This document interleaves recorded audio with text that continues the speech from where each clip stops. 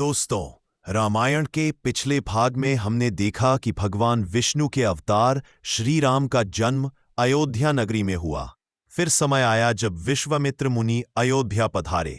उन्होंने राजा दशरथ से विनती की कि वे अपने पुत्र राम और लक्ष्मण को उनके साथ भेजें ताकि वे उनकी यज्ञ रक्षा कर सकें। दशरथ ने भारी मन से सहमति दी और राम लक्ष्मण मुनि के साथ वन की ओर चल पड़े। वन में राम और लक्ष्मण ने राक्षसों का संहार किया और विश्वामित्र का यज्ञ सफलतापूर्वक संपन्न हुआ। इसके बाद मुनि उन्हें लेकर जनकपुरी की ओर बढ़े, जहां राजा जनक ने अपनी कन्या सीता के स्वयंवर का आयोजन किया था। अब कथा का अगला अद्भुत प्रसंग शुरू होता है, सीता स्वयंवर। आइए जानते हैं कैसे शिव धनुष के भंग होने के साथ राम और सीता का दिव्य मिलन हुआ और पूरी जनकपुरी जय श्री राम के जय घोष से गूंज उठी।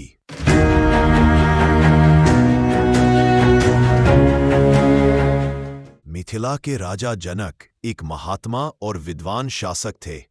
उनकी पुत्री सीता जी रूप, गुण और धर्म की मूर्ति थीं। जब सीता युवावस्था में पहुंची तो राजा जनक ने उनके विवाह के लिए एक अद्वितीय स्वयंवर का आयोजन किया। जनक ने शर्त रखी, जो शिवजी के परम भारी धनुष को उठाकर उस पर प्रत्यंचा डोरी चढ़ाएगा वही सीता का पति बनेगा। यह धनुष साधारण नहीं था, यह शिवजी का स्वयं का धनुष था, जिसे देवता, दानव और अपार बलशाली वीर भी हिला नहीं पाए थे। स्वयंवर के दिन दूर दूर से राजकुमार और राजा आए। सबसे पहले कई वीरों ने धनुष उठाने का प्रयास किया, परंतु धनुष अपनी जगह से तनिक भी न हिला। सभा में बैठे सब लोग निराश हो गए। उसी समय विश्वामित्र मुनि भगवान राम और लक्ष्मण के साथ सभा में पहुंचे। मुनि ने राम से कहा, वत्स राम, अब तुम इस धनुष को उठाकर देखो। राम ने गुरु की आज्ञा मानकर सहज भाव से धनुष उठाया। पूरी सभा स्तब्ध रह गई, जिसे कोई छू भी न सका। राम ने सहजता से उठा लिया। राम ने जब प्रत्यंचा चढ़ाने का प्रयास किया तो धनुष भयंकर गर्जना के साथ टूट गया। ध्वनि से पूरी सभा हिल गई। देवता पुष्पवृष्टि करने लगे और चारों ओर जय जयकार गूंज उठी। यह देखकर राजा जनक आनंद से भर उठे। उन्होंने सीता को बुलाया। सीता ने हाथ में स्वर्ण थाल में जयमाला उठाई और लाज से झुकी हुई भगवान राम के पास पहुंची। क्षण भर बाद उन्होंने राम के गले में जयमाला डाल दी। सभा में बैठे ऋषि मुनि, राजा और देवता सभी प्रसन्न हो उठे। आकाश में दुंदुभियां बजने लगी और पुष्पवृष्टि होने लगी। इस प्रकार सीता और राम का दिव्य मिलन हुआ। यह मिलन केवल एक विवाह न था, बल्कि धर्म और मर्यादा के संगम का प्रतीक था। यहीं से राम कथा का एक नया अध्याय प्रारंभ हुआ, जो आगे वनवास, रावण वध और धर्म विजय तक जाता है। लेकिन इस बीच कुछ ऋषि मुनि और राजा चकित रह गए।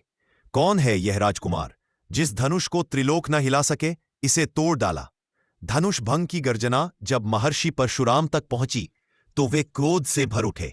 परशुराम भगवान विष्णु का छठा अवतार और महाबली ब्राह्मण, जिनका पराक्रम अपराजेय था, तुरंत जनकपुरी पहुंचे। उनके हाथ में परशु, कुल्हाड़ी और धनुष था। भयंकर तेज से प्रकट हुए। सभा में आते ही उन्होंने ऊंची आवाज में कहा, कौन है वह अभिमानी जिसने मेरे आराध्य भगवान शंकर के धनुष को तोड़ डाला? क्या उस पराजयी वीर में इतनी शक्ति है कि मेरे धनुष पर भी प्रत्यंचा चढ़ा सके? परशुराम के क्रोध को देखकर सभा में सन्नाटा छा गया। लक्ष्मण जी क्रोध से भरकर बोले, हे परशुराम, आप समस्त क्षत्रियों के संहारक हैं और अब मेरे भ्राता पर दोष लगा रहे हैं। धनुष तोड़ना अहंकार नहीं, गुरु की आज्ञा का पालन है। लक्ष्मण की तीखी वाणी सुनकर परशुराम और भी क्रोधित हुए, परंतु राजा जनक और विश्वामित्र ने बीच बचाव किया। तब परशुराम ने अपना विष्णु धनुष राम को दिया और कहा, यदि तुम सचमुच वीर हो तो इस धनुष पर प्रत्यंचा चढ़ाकर दिखाओ। भगवान राम ने अत्यंत नम्रता से धनुष उठाया और सहज भाव से उस पर प्रत्यंचा चढ़ा दी। क्षण भर में ही परशुराम का सारा गर्व और क्रोध शांत हो गया। परशुराम ने राम का तेज और स्वरूप पहचान लिया।